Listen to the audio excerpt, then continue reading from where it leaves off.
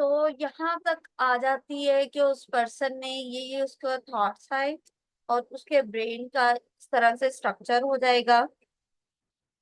अब इसके पीछे उसका कोई ट्रॉमा भी हो सकता है, उसकी लाइफ का कोई बैड इवेंट भी हो सकता है, उसके दिमाग में कोई एक थॉट जो है वो भी बैठ सकती है कि उसके दिमाग में कोई भी थॉट बैठ जाए और वो उसके हिसाब से चलता रहे। अब ये भी हो सकता है, मे बी पॉसिबल हो कि उसके जो है ना वो माइंड में एक चीज बैठ जाए और वो उसी के ऊपर चलता रहे। ऑब्सेशंस बाजू ये होता है कि पेरेंट्स फैमिली में किसी को होती है, जेनेटिकली फैक्टर्स आ जाते हैं, कोई स्ट्रेसर्स आ सकता है, कोई ट्रॉमा आ सकता है। आपको एंजाइटी डिप्रेशन हुई, फिर उसके बाद आपका जो है वो कुछ टाइम के बाद चेंज भी हो जाता है। डिसऑर्डर्स बाजुकाती होती है कि एंजाइटी से स्टार्ट हुआ लेकिन वो कुछ देर के बाद आपका ओसीडी में कन्वर्ट कर गया, तो आपके डिसऑर्डर्स चेंज भी हो जाते हैं। और ऐसा मेरा केस एक रहा भी है। पर्सन को पहले सिर्फ और सिर्फ एंजाइटी थी, लेकिन एंजाइटी के बाद फिर उसको रिलीजियस ओसीडी स्टार्ट हो। अब आते हैं इसके ट्रीटमेंट की तरफ। यहाँ तक आपके सारे पॉइंट्स क्लियर हो गए हैं? अगर आप में से किसी का कोई पॉइंट रहता है आप पूछ सकते हैं, देन फिर हम लोग इसके ट्रीटमेंट की तरफ चले जाएंगे।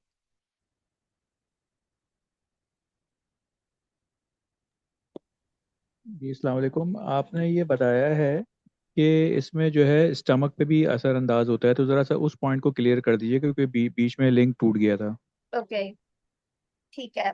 स्टमक किस तरह से डिस्टर्ब होता है जब आप, ये जरूरी नहीं है, ये लिंक क्या कहते हैं ओसीडी के साथ में नहीं है, ये हर मेंटल डिसऑर्डर के साथ में होता है आपका स्टमक के डिस्टर्बेंस।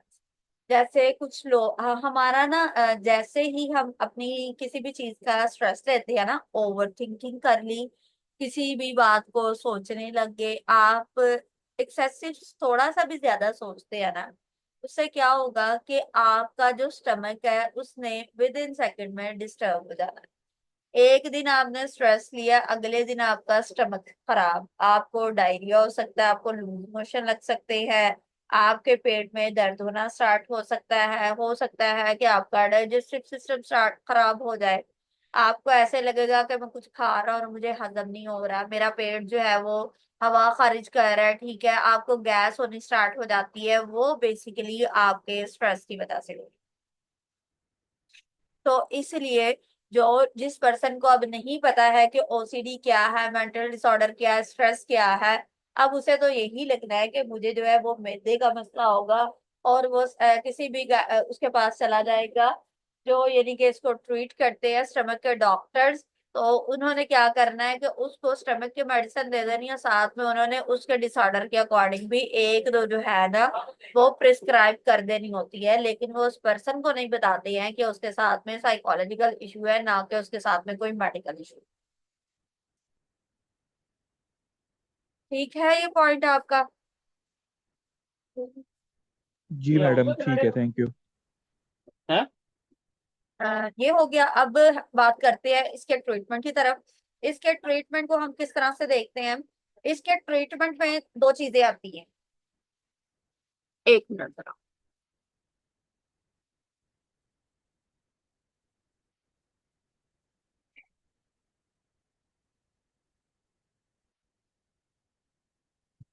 अब इसके ट्रीटमेंट में एक तो डिपेंड करता है कि स्वेरिटी का लेवल क्या है। अगर स्वेरिटी का लेवल इतना ज्यादा है कि एक पर्सन जो है वो यानी कि उस लेवल में ही नहीं है कि आपकी वो कोई बात सुन सके, आपकी कोई बात उसके जहन में बैठ सके, या कोई भी लाइक इस तरह का इशू होगा, तो हम फिर देखते हैं स्वेरिटी का लेवल। अगर हमें ये लगता है कि इस पर्सन के लिए जरूरी है इस टाइम मेडिकेशन, तो हम जो है वो एक साइकेट्रिस्ट के पास रेकमेंड करते हैं, उसको रेफर कर देंगे, और उसके बाद फिर उसकी एक लाइट सी मेडिसिन करवाते हैं। हम कभी भी हाई डोज से स्टार्टअप नहीं लेते। ना हम हाई डोज से स्टार्टअप, साइकेट्रिस्ट को भी ये बोल देते हैं, अच्छा वाला साइकेट्रिस्ट तो यही काम करता है कि वो बहुत यानी कि 10 mg 20 mg से ही स्टार्ट लेगा, और वो आहिस्ता आहिस्ता आपकी मेडिकेशन करेगा। अब वो जब क्या कहते हैं आपकी मेडिकेशन करेगा, तो उसमें फिर ये होगा कि जब आपकी सिम्टम्स थोड़ी सी कम हो गई, अब डिपेंड करता है स्वेरिटी का लेवल, अगर एक्सीड होगा तो करवाएंगे, और अगर नहीं एक्सीड है उसका लेवल, तो फिर हम इसको साइकोथेरेपी के जरिए से ही मैनेज करने की कोशिश करते हैं। और बाज औकात ये चीज होती है, कुछ लोगों को ऑब्सेशंस मेडिसिन के हवाले से भी आ रहे होती है कि अगर हमने दवाई ले ली तो हमें शायद कोई और मसला ना हो जाए। एक चीज हमेशा याद रखिएगा, एंटी साइकोटिक बाज औकात जो होती है उनके जो है साइड इफेक्ट्स भी आते हैं। कुछ एंटी साइकोटिक एंटी डिप्रेसेंट जो होती हैं वो आपको हेलुसिनेशंस भी कॉज कर देती हैं। यानी कि पर्सन को हेलुसिनेशन या साइकोटिक इलनेस नहीं है, लेकिन उसकी मेडिसिन में एक ऐसी है, यानी कि उसके लिए वो चीज मैनेज तो कर रही है, लेकिन वो साथ साथ में उसको जो है साथ पे उसके यानी कि बैड इफेक्ट भी आ रहे हैं। तो इसीलिए हम लोग एंटी साइकोटिक, मैं तो इस चीज को बहुत, अगर मैं साइकेट्रिस्ट एक ही है मेरी डॉक्टर शाइस्ता है, यानी कि वो मेरे साथ में कोलैबोरेशन करती हैं, मैं सिर्फ और सिर्फ उन्हें ही रेकमेंड करती हूँ अपने क्लाइंट, क्योंकि वो बहुत अच्छी मेडिसिन करती है। वो डीएचक्यू सिविल हॉस्पिटल फैसलाबाद में होती हैं। तो अगर मेरा कोई क्लाइंट कहे ना कि हमने मेडिकेशन करवानी है, या तो फिर कोशिश की जाती है कि अगर वो फिजिकल चेकअप करवाना चाहता है तो उसके शहर का कोई अच्छा साइकेट्रिस्ट ढूंढ के उसको दे देते हैं कि आप करवा ले। तो उसके हम लोग करवाते हैं, और ये सिर्फ और सिर्फ मैं अपने क्लाइंट के लिए एफर्ट करती हूँ, मैं किसी नॉर्मल पर्सन के लिए ये एफर्ट नहीं कर सकती, ये मैं पहले बता दूं। इसीलिए कोई पर्सन ये कहे कि जी कि आप साइकेट्रिस्ट हमारे शहर का ढूंढ दे, तो मैं नहीं ढूंढ के दे सकती, सीधी सी बात है। इसीलिए हाउ टू से नो मैं बहुत अच्छे से जानती हूँ। तो ये बात हो, तो वहां पे मेडिसिन का रोल हो गया। फिर उसके बाद आता है हमारा काम। हमारा काम अब क्या है? हमारा काम है उस पर्सन के माइंड में जो सोच बन रही है, जो ख्याल आ रहा है, उसको, इरेशनल थॉट्स को रैशनलाइज करना है, उस थॉट को स्टॉप करना है, उस थॉट को, उस कंपल्शन को हमने स्टॉप करना होता है। और उसके लिए हम बहुत सारी चीजें करते हैं। Cognitive behavioural therapy, CBT. अब ये क्या काम करती है? ये इससे ज्यादा मेरे लिए इफेक्टिव हमेशा रहती है एक्सपोजर एंड रिस्पॉन्स थेरेपी। ये होती है मेन थेरेपी जो हम लोग ओसीडी के क्लाइंट्स को ट्रीट करने के लिए यूज करते हैं। अब इसको मैं आपको बहुत डिटेल में उसकी कोई टर्मिनोलॉजीज वगैरह नहीं पढ़ा सकती हूँ, लेकिन मैं आपको इसका ब्रीफ दूंगी, एक के वो वर्क किस तरह से किया जाता है। जैसे आपको एक जगह के ऊपर बिठा देना है एक पर्सन को, एक क्लाइंट को, अगर ऑनलाइन है तो वो फिर अपने मोबाइल को स्पीकर पे लगाएगा, और फिर वो उसको रिलैक्स करना है। पहले हमने उस पर्सन को रिलैक्स करना है, ताकि हम जो उस इमेजिनेशन में जिस पॉइंट के ऊपर उसको लेके जाना चाहते हैं वो उस हाल तक पहुंच जाए। पहले उसके ऊपर मुराकबा होता है, मुराकबा मेडिटेशन करने के बाद फिर हम ये थेरेपी अप्लाई करते हैं। अब ईआरपी में क्या होगा कि एक्सपोजर एंड रिस्पॉन्स, एक्सपोजर करवाना है पहले पर्सन को, उस पर्सन के जहन में उसकी सोचें चलानी है। यानी कि एक क्लाइंट का एक प्रॉपर एक सिनेरियो बनाया जाता है, जैसे वो अपने घर में मौजूद है, अपनी जगह के ऊपर मौजूद है, जिस जगह से रिलेटेड उसको जो थॉट आती है, हमने उसके लिए एक फिल्म चलानी है उसके जहन में, और वो सारी चीजें वो इमेजिन कर रहा होगा।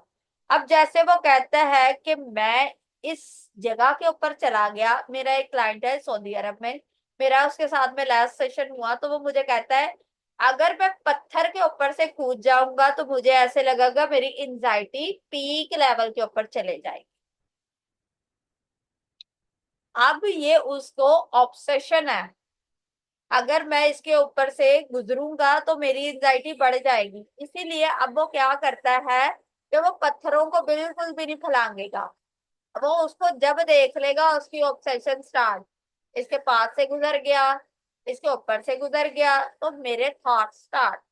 तो उसमें क्या होता है कि हम फिर क्लाइंट को कहते हैं कि कि अच्छा तुम ये कहते हो कि तुम्हारी एंजाइटी स्टार्ट हो जाएगी, ये पत्थर जो है, जो बेजान है, जो अपनी मर्जी से हिल नहीं सकता है, ये तुम्हें किस तरह से तुम्हारी एक जहनी मसले के लिए ट्रिगर कर सकता है। तो वो फिर सोचेगा, उसके जहन में ख्याल आएंगे, हाउ इट पॉसिबल, ये किस तरह से मुमकिन है कि एक चीज जो मेरे हाथों की मोहताज है, जो बेजान है, मैं हाथ ना लगाऊं तो वो वहां से हिल नहीं सकती है, वो किस तरह से जो है वो कर लेगी। तो फिर जब उसके साथ साथ में हमने सीबीटी को अप्लाई करना होता है, इमेजिनेशन भी हो रही है और साथ साथ में उसके क्वेश्चंस भी होते जा रहे हैं, उसके इरेशनल थॉट रैशनलाइज होते जाएंगे। अब उसको वो थॉट जो उसका क्लियर हो गया है, अब उसके जेन में वो सोच जो टेढ़ी थी वो सीधी हो गई है, अब वो उसके जेन में दोबारा सोच आएगी, तो उसके साथ में वो जो फीलिंग, वो इमोशन जो अटैच थे वो अब खत्म। इस तरह से हम ये exposure and response therapy apply करते हैं, और हम इसमें एक एक थॉट को, एक एक ऑब्सेशन को, एक एक कंपल्शन को ट्रिगर करते हैं। जो उसके ट्रिगरिंग पॉइंट्स होते हैं, एक एक हमने चीज को सीधा करना हो, and it's always a time taking process. हमने उस पर्सन से उस वक्त तक सवाल करने हैं जब तक उसके जहन से वो सोच सही, क्योंकि वो सोच को, कुछ लोग होते हैं, ये एक उस, ये जो मैं आपको वर्ड बोल रही हूँ ना, ये उसी पर्सन के होते हैं जिसने पढ़ा भी है, जिसने प्रैक्टिस भी किया है, जिसने अपनी जिंदगी में इस शोबे को अपना कुछ समझा है। वरना ऐसे भी मैं लोग देखती हूँ जो लोग कहते हैं लंबे गहरे सांस ले लो, ऐसा कर लो, वैसा कर लो, सोचो को इस तरह से स्टॉप कर दो तो बस मतलब तुम्हारी ओसीडी सेट है, फलानी सूरत पढ़ लो तुम्हारी ओसीडी सेट है, इस तरह की, इस तरह से हम इसको ट्रीट नहीं कर सकते। ये proper terminology, psychotherapy is not a joke. आपको एक एक वर्ड्स, क्योंकि बाज औकात ना हमारे क्लाइंट्स होते हैं, वो इतने उनके दिमाग शार्पन होते हैं कि हमारा एक गलत लफ्ज उनको ट्रिगर कर जाता है और वो उसको पकड़ के बैठ जाते हैं। हम उनके दिमाग को एक पूरी सर्जरी कर देते हैं। हम उसके दिमाग को, जैसे एक डॉक्टर होता है ना, तो वो उसके दिमाग को खोलता है, फिर उसके अंदर जो है सर्जरी करता है, उसके गलत एक जो खराब पार्ट है उसको निकाल के उसके साथ में रिपेयर कर रहा है। सेम एज लाइक साइकोलॉजिस्ट काम करता है, वो उसके जहन से सोचों के गंद को, एक जो बंधी हुई गिरे हैं, वो उसको खोल रहा है और खोल खोल के उसको सीधा कर रहा है। तो ये होती है ईआरपी थेरेपी, जो हम ओसीडी के लिए अप्लाई करते हैं। और इसके अलावा बहुत सारी चीजें होती है। पहले कुछ लोगों में इंसाइट नहीं होती है, कुछ लोगों में इंसाइट को डेवलप करना पड़ता है। लाइक कुछ लोग कहते हैं कि ये वहम नहीं है, ये सोचे है, ये ऐसा नहीं है, ये किस तरह से ओसीडी हो सकती है, ये लाइक वो डिनाइल फेज होती है। स्टिग्मा होता है सोसाइटी का कि मेंटल डिसऑर्डर कुछ नहीं होते हैं, शक वहम की बीमारी कुछ नहीं होती है, ये तो हमारे खानदान में है, दीन इस्लाम में है। जो लोग मजहब को बहुत ज्यादा पढ़ जाते हैं तो शैतान उनके ऊपर गालिब आ जाता है, ठीक है, और उनको दीन के रास्ते से रोकने की कोशिश करता है। ये सिर्फ और सिर्फ वसवसे है और कुछ भी नहीं है भाई, ये वसवसे नहीं है, ये ज़हनी और नफ्सियाती बात है। सफरिंग आपकी, हमारी नहीं। जिंदगियां आपकी खराब है, हमारी नहीं। हम मेंटली तौर पे फिट लोग, लेकिन जो पर्सन अपनी लाइफ में ये सारी चीजें फेस कर रहा होता है, तो उसकी लाइफ भी डिस्टर्ब है, उसकी ऑक्यूपेशनल लाइफ भी डिस्टर्ब है, आपकी फाइनेंशियल लाइफ भी डिस्टर्ब होती है, क्योंकि जिस पर्सन को दिमाग ही नहीं चल रहा है वो पैसा क्या कमाएगा। मेरा एक क्लाइंट है, वो कहता है मैं 4 साल से जो है कोई काम नहीं कर रहा हूँ, शादी भी हो गई है, कोई काम नहीं करता हूँ इस बीमारी की वजह से। घर वाले पैसा नहीं इन्वेस्ट नहीं करना चाहते हैं इस बीमारी की वजह से। वो कहते हैं पहले भी कारोबार करवा के दिया था, तब भी पैसे जाया कर दिए थे, अब भी करवा दोगे, इसलिए बेहतर है नहीं काम करते हो तो अच्छा है। एक मेरा क्लाइंट था, वो कहता था कि मैं अगर क्या कहते हैं मोटरसाइकिल जो लोग सीधे साथ वो कह रहे होते हैं ना, मैकेनिक होते हैं, उनके हाथों के ऊपर ग्रीस वगैरह लगी हुई होती है, वो कहता है मैं उसके पास से गुजर जाता हूँ, मुझे सोचे आने लग जाती है इसके हाथ गंदे हैं, इसने अगर मेरे पास से भी गुजर गया तो मेरे हाथ भी गंदे हो जाएंगे। तो वो कहता है कि मैं यानी कि एक मेरे पास मोबाइल शॉप है, तो मैं वहां पे क्या करता हूँ कि अगर किसी मोबाइल को हाथ लगाना है, अगर मैंने किसी मोबाइल को हाथ लगा दिया है, तो फिर मैं क्या करता हूँ कि मैं अपने हाथों को 10 बार जो है वो धोता हूँ, और इसी वजह से मैं अपनी शॉप के किसी भी कस्टमर को कोई सामान खुद से नहीं प्रोवाइड कर सकता हूँ, उसके लिए मैंने जो है वो वर्कर रखे। तो ये होती है ओसीडी के पर्सन की लाइफ, और ये है इसका ट्रिक। तो यहाँ तक था हमारा आज का वेबिनार। और इसके लिए कौन कौन सी कुछ टेक्निक्स होती हैं मैं उसको आपको बता देती हूँ सिंपल उसमें, ताकि आप उसको इजीली अपनी लाइफ में आप लोगों को बताएं, लोगों में अवेयरनेस क्रिएट करें। कोई आपको ऐसा पर्सन नजर आ जाए सही, आप उसको इस हवाले से गाइड करें कि ये मसले हैं, इन मसलों का इलाज हो सकता है। आप ये नहीं कह सकते हैं कि इनका इलाज नहीं होता, ये ट्रीटेबल है, ये क्योरेबल है। बहुत सारे लोग ऐसे होते हैं जो ओसीडी का एक बार इलाज करवा लेते हैं, उनको कभी जिंदगी में प्रॉपर ट्रीटमेंट ये नहीं होता है कि आप अपनी मर्जी से 1-2 सेशंस ले लिए, अपनी मर्जी से खुद स्किप कर गए, वो जो मेन एरिया था आपने उसको ठीक किया, आपको लगा भी लाइफ नॉर्मल है, चले भी अल्लाह हाफिज, आपको मैं कौन बात। जब तक आपका साइकोलॉजिस्ट आपको ये नहीं कह देता है कि नाउ यू आर फाइन, अब तुम्हें अपने सेशंस जो है वो टर्मिनेट कर देने चाहिए, वो खुद ही उसको क्लोज कर देता। तो यहाँ तक था आज का वेबिनार। और इसके साथ में होती हैं, हम लोग पॉजिटिव सेल्फ टॉक करवाते हैं, थॉट स्टॉप टेक्निक करवाते हैं लोगों को। थॉट स्टॉप टेक्निक क्या होती है? हम एक पर्सन को कहते हैं कि वो थॉट जो तुम्हारे जहन में बहुत ज्यादा आ रही है, जो बहुत ज्यादा चल रही है, तुम आंखें बंद करके उसको सोचना शुरू कर। पर्सन सोचता है, अपने दिल में ख्याल को लेके आता है, एक ख्याल को, दो ख्याल को, तीन ख्याल को, सेम एक ही सोच को उसने अपने जहन के ऊपर हावी करना होता है। जब वो उसके जहन के ऊपर मुकम्मल हावी हो गई, तो फिर अब वो क्या करेगा कि वो अपना नाम लेके कहेगा स्टॉप। उसने अपना नाम लेके स्टॉप कहा। अब स्टॉप कहने के बाद क्या है कि वो फिर से अपनी आंखें खोल, सेम उसी थॉट को अपने जहन में दोबारा से आंखें बंद करके इमेजिन करेगा, और इसी तरह से स्टॉप। फिर तीसरी बार जब वो अपने जहन में लेके आएगा तो अपने नाम के साथ में कहेगा स्टॉप, और जोर से किसी टेबल पीलू बुक के ऊपर हाथ दे मारेगा। तो उसके जहन से वो सोच फौरन से खत्म हो जाएगी, जैसे रिमूव हो जाती है वैसे सोच इरेज।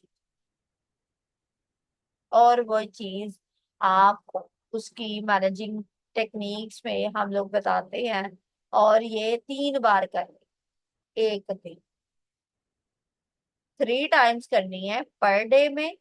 सेम थॉट को 3 बार आपने जहन में लेके, तीनों टाइम सेम थॉट जरूरी नहीं है, यानी कि सुबह दोपहर शाम में आप अपनी सोच बदल सकते। अब आपके आंसर क्वेश्चन स्टार्ट होते हैं, अब आप अपने आंसर क्वेश्चन कर सकते मैम, मेरा ये क्वेश्चन था कि अगर कोई प्रॉब्लम साइकोलॉजिकल हो तो उसको मेडिकल मेडिकेशन के जरिए डायग्नोस कर सकते हैं। हैं। आप साइकेट्रिस्ट अगर डायग्नोस करता है तो वो डायग्नोस कर सकता है। साइकेट्रिस्ट डेफिनेटली वो मेंटल डिसऑर्डर्स को जो है वो ट्रीट करता है, उसकी मेडिकेशन वगैरह करता है, लेकिन वो साइकोथेरेपी अप्लाई नहीं कर सकता। जैसे हम मेडिसिन नहीं दे सकते, वो साइकोथेरेपी नहीं अप्लाई कर सकते। हम साइकोथेरेपी को एटलीस्ट 4 साल पहले पढ़ते हैं, बीएस में, एमएससी में। ठीक है, 4 साल का हमारा होता है वो।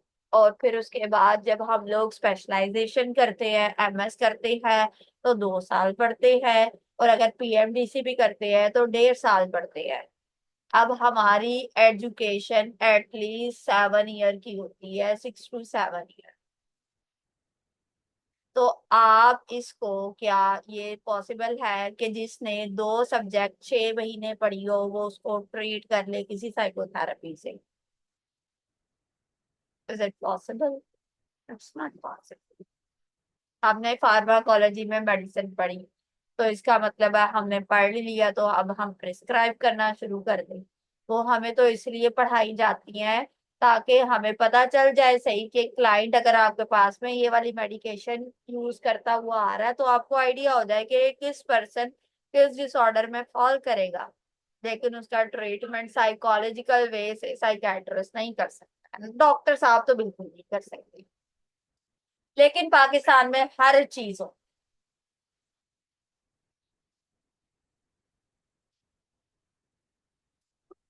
एनीवन एल्स, किसी और का कोई क्वेश्चन?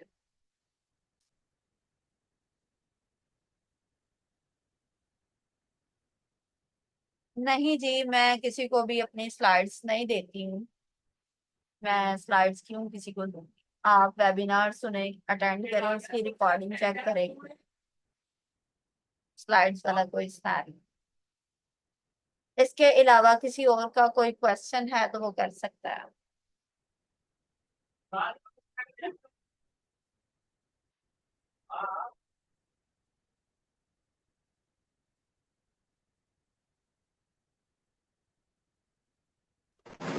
मैम मुझे ये पूछना था कि आपने ये अभी इसमें थोड़ी देर पहले तस्करा किया था कि हम 18 साल से कम उम्र के बच्चों में भी सिम्टम्स देखते हैं, मतलब हिस्ट्री लेते हुए। मिस, मुझे ये बताइएगा कि हम अपने बच्चों में कैसे देखें कि ये ओसीडी के सिम्टम्स हैं या नहीं, क्योंकि मोस्टली बच्चे ज्यादातर ऐसा है ना कि वो वॉशरूम में जाते तो काफी देर तक हाथ धोते रहते हैं, साबुन से खेलते रहते हैं। तो हमें कैसे पता चलेगा कि हमारे बच्चे में ओसीडी के सिम्टम्स हैं या नहीं? देखें, ओसीडी वो जो बताई थी ना उस लड़के ने, मिसबाउल्लाह आई थिंक उसका नेम। तो वो तो एक अलग यानी कि पर्सनालिटी का डिसऑर्डर है। उसके लिए तो एक अलग क्राइटेरिया होता है। ओसीडी के लिए कोई 18 साल की उम्र स्पेसिफिक नहीं है। ओसीडी आपको 11 साल में भी स्टार्ट हो सकती है। मेरे पास जो आता है मेरा क्लाइंट, उसको 6 साल की उम्र में स्टार्ट हुई थी, लेकिन उसको ट्रीटमेंट ही नहीं मिला। अब उसकी उम्र 19 साल हो गई है। तो हम ये नहीं कह सकते हैं कि इसको डायग्नोज करने के लिए कोई, यानी कि इस डिसऑर्डर की कोई एज लिमिट नहीं हो। इसमें सिर्फ और सिर्फ हमने अपना क्राइटेरिया मीट करना है। लेकिन वो जो लड़का पूछ रहा था ना, जिसको मैंने बताया था 18 साल, वो पर्सनालिटी का डिसऑर्डर है और वो टोटली डिफरेंट अलग चीज है। वो इसके साथ में उसका कोई क्राइटेरिया बिल्कुल भी मैच नहीं करता है। स्टूडेंट्स को खुद अपने नॉलेज के ऊपर कमांड नहीं होती है, तो वो दूसरे इंसान को जो है वो मिसगाइड कर रहा होता है। वो भी शुक्र है कि मैंने उसकी जो सिम्टम्स थी उसी टाइम गूगल के ऊपर चेक कर ली। क्योंकि अब मैं बिल्कुल ये, बिल्कुल मिस, आप सही कह रही हैं। हाँ, जी क्योंकि जी, मैं बिल्कुल यही ये नहीं बात ना मैं कह कहना चाहती सकती थी। हूँ कि मैं उसको जो है ना, अब डीएसएम वाले इतने वो तो नहीं है कि वो सेम सेम चीजों को जो है पर्सनालिटी भी बना दे और डिसऑर्डर भी बना दे। तो वो अलग अलग डायमेंशन अगर बताई गई है हमारे डीएसएम में, तो इसका मतलब है कि वो एक अलग चीज है। उसकी तो ग्रैंडियोसिटी है, जबकि ओसीडी में तो ग्रैंडियोसिटी नहीं है। उसमें तो वो एक पर्सन को अपने वर्क के साथ में ऑब्सेशन है कि वो ओवरलोडेड अपने काम को करी जा रहा है, करी जा रहा है, करी जा रहा है, और उसमें वो किसी पर्सन को इन्वॉल्व नहीं होने देता। जबकि ओसीडी वाले तो इन्वॉल्व होते हैं, फैमिली के साथ में शामिल होते हैं। वो तो अपने किसी काम में किसी को नहीं करने दे रहा है। तो पर्सनालिटी के डिसऑर्डर्स अलग है, ओसीडी जो है हमारी बुक में एक अलग चीज होगी। तो अपने बच्चों में अब आप किस तरह से चेक करेंगी? आपका बच्चा जो है, एक बच्चा होता है दिन में, आपने टोटल डे में 1 आवर देखना है। अब आपके बच्चे को रेस्टलेसनेस हो रही है ना, तो आपका बच्चा बोलेगा। आपका बच्चा बार बार हाथ धोने की तरफ जाएगा, बार बार हाथ धोई जाएगा, बार बार हाथ धोई जाएगा। उसको रेस्टलेसनेस होगी, उसको अग्रेशन होएगा, गुस्सा होना स्टार्ट हो जाएगा। अगर वो कंपेरिजन नहीं करेगा तो नॉर्मल बच्चों के साथ में तो ऐसा मसला नहीं होता। और तो ये लोग होते हैं एक ही दिन में सारी आपकी सॉप खत्म। अगर ये यानी कि पंच वाले जो है लिक्विड सॉप यूज कर रहे होते हैं तो ये एक पूरी बोतल खत्म कर देते हैं एक दिन में। बॉटल खत्म कर देते हैं, बिल्कुल बिल्कुल बिल्कुल ऐसे ही होता है। फिर भी यानी उनको सुकून नहीं मिल पाता। हाँ, फिर भी उनको सुकून नहीं मिल रहा होता है। वो वही तो बात है ना कि उन लोगों की लाइफ डिस्टर्ब है, दे आर टोटली डिस्टर्ब। तो मैंने ऑलरेडी बताया कि ये वो डिसऑर्डर है जिसमें अगर ट्रीटमेंट नहीं मिल रहा है ना क्लाइंट को, डिप्रेशन को आप मैनेज कर सकते हैं। आप ये नहीं कि डिप्रेशन के पेशेंट को, एंजाइटी के पेशेंट्स को हम कहते हैं कि मैनेजिंग है, अगर वो ट्रीटमेंट भी नहीं ले रहा है, लेकिन ये वाले बंदे की जिंदगी बहुत डिफिकल्ट है। बिल्कुल बिल्कुल। अच्छा मिस, ये जो हाइपर एक्टिव बच्चे होते हैं जो एडीएचडी के सिम्टम्स के साथ होते हैं अक्सर, तो क्या उनमें भी ये सिम्टम्स पाई जा सकती हैं ओसीडी की, या वो एक टोटली बिल्कुल डिफरेंट फील्ड है? वो कमॉर्बिडिटी में आ सकती है, लेकिन एडीएचडी एक अलग चीज है। एडीएचडी के जो ठीक। सिम्टम्स है उसकी टोटली डिफरेंट है। लेकिन हो सकता है कि बच्चे को पहले एडीएचडी था, लेकिन अब उसको कुछ अरसे के बाद ऐसे बच्चों को डिप्रेशन भी हो जाता है, ऐसे बच्चों को एंजाइटी भी होने लग जाती है। तो उसमें दो डिसऑर्डर सेम टाइम के ऊपर अकर कर सकते हैं, लेकिन इन दोनों का क्राइटेरिया डिफरेंट डिफरेंट है। और फुल ब्लॉक, फुल क्राइटेरिया को हमें चेक करना। Okay okay, thank you so much ma'am, thank you.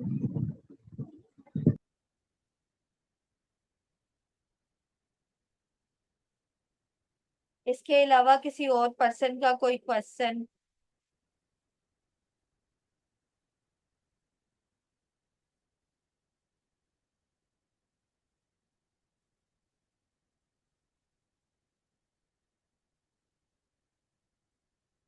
चले, ठीक है, आई थिंक किसी का कोई क्वेश्चन नहीं है, तो हम आज की मीटिंग को जो है यहाँ पे एंड कर देते हैं। मैमुना, आप अपना माइक ओपन करके कर सकती हैं, लिखे आप अपना क्वेश्चन।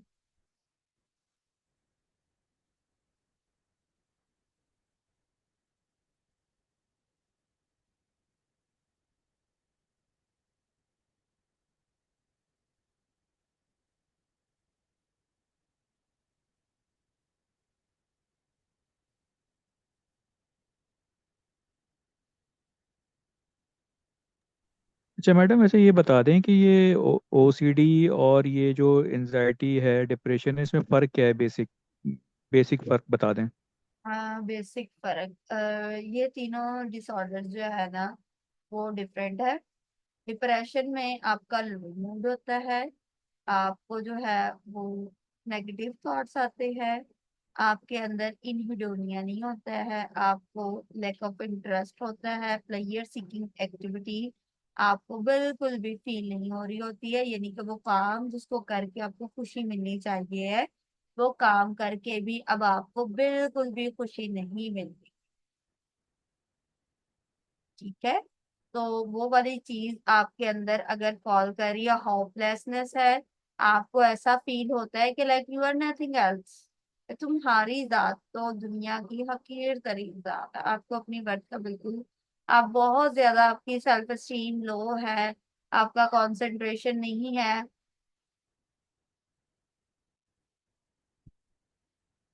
तो उसमें फिर ये होगा कि उस पर्सन को जो है वो हम करेंगे कि ये पर्सन जो है वो डिप्रेशन का शिकार है।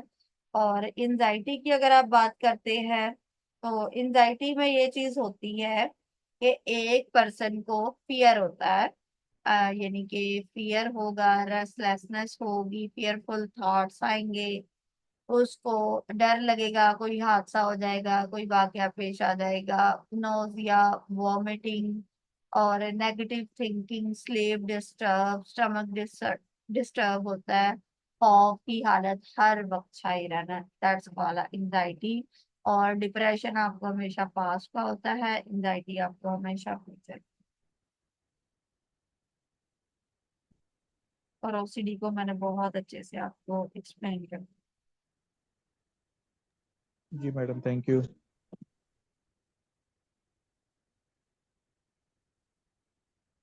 मैमुना, हमने क्वेश्चन अपना लिख लिए।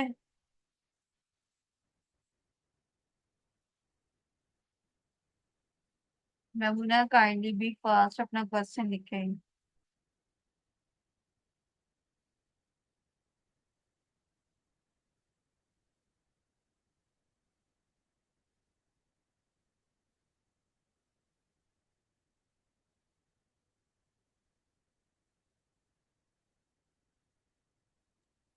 कोई बंदा मैडम डिप्रेशन और एंजाइटी दोनों का शिकार हो सकता है, या ओसीडी, यस, या इट्स तीनों का भी पॉस शिकार हो सकता है?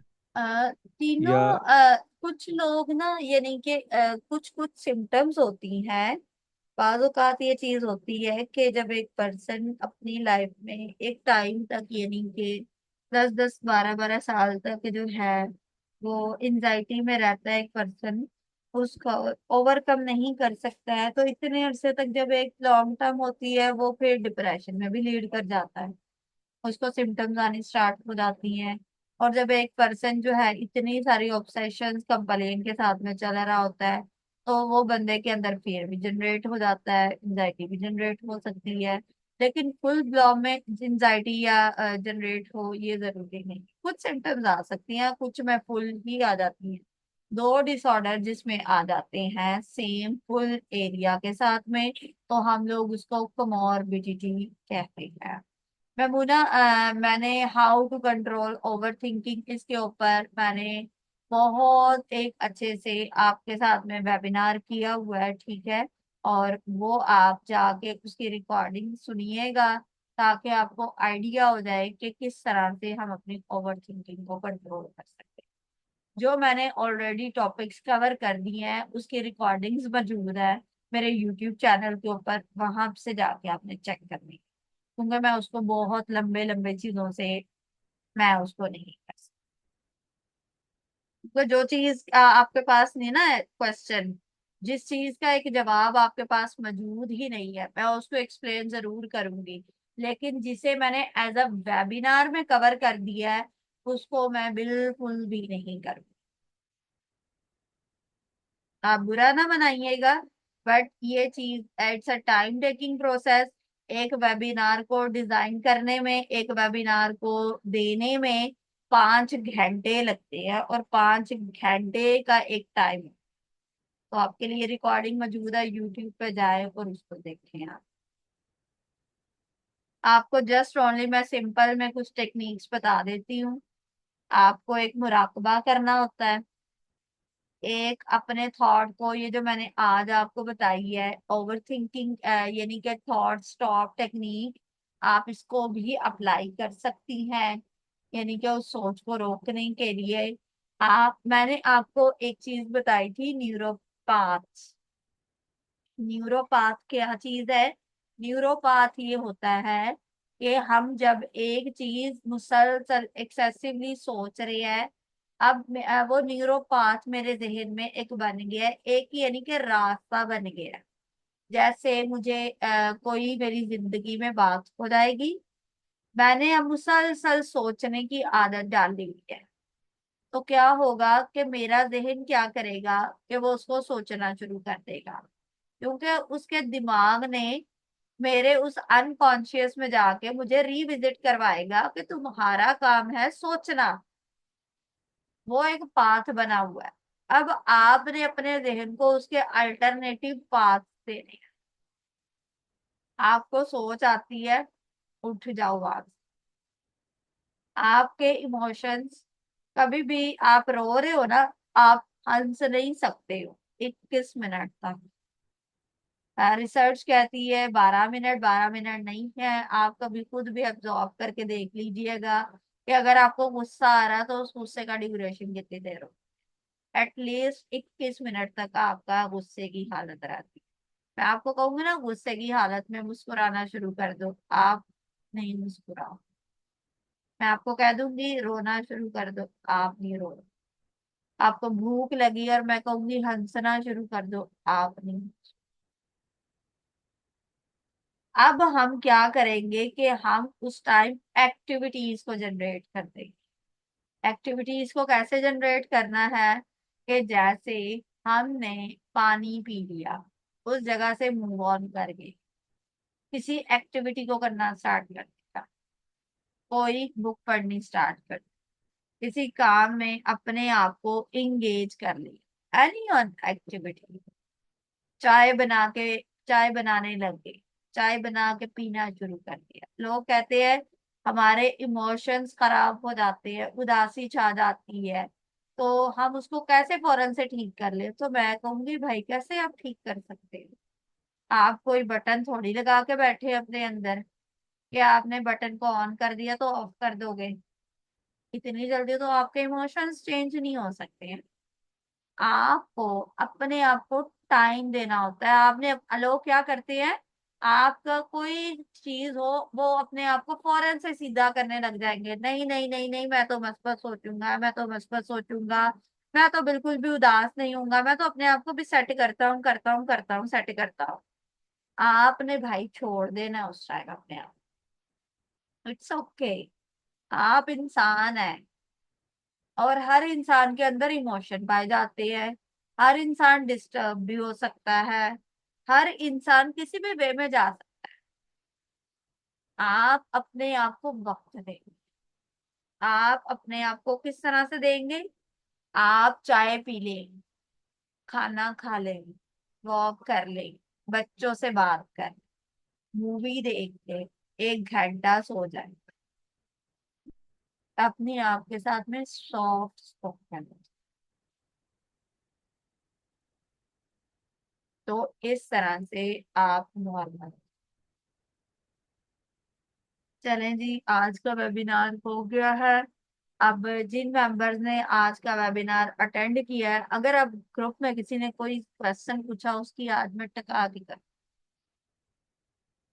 सवाल पूछने लोगों को तो लोग 200 सवाल ले आते हैं, और वेबिनार्स को जब ज्वाइन करने की बारी होती है तब उनके पास इंटरनेट की फैसिलिटी नहीं।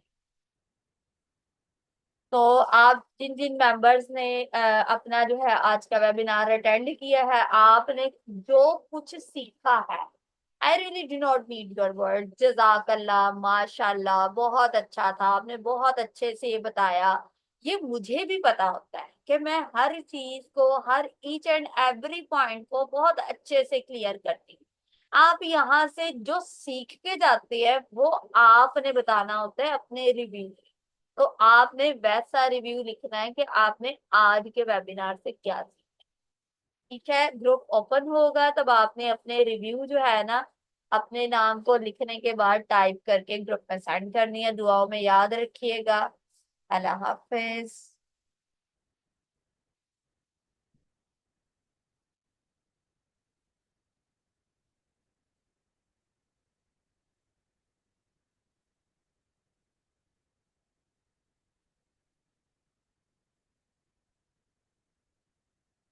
Nice lecture start. आप लीव कर दे।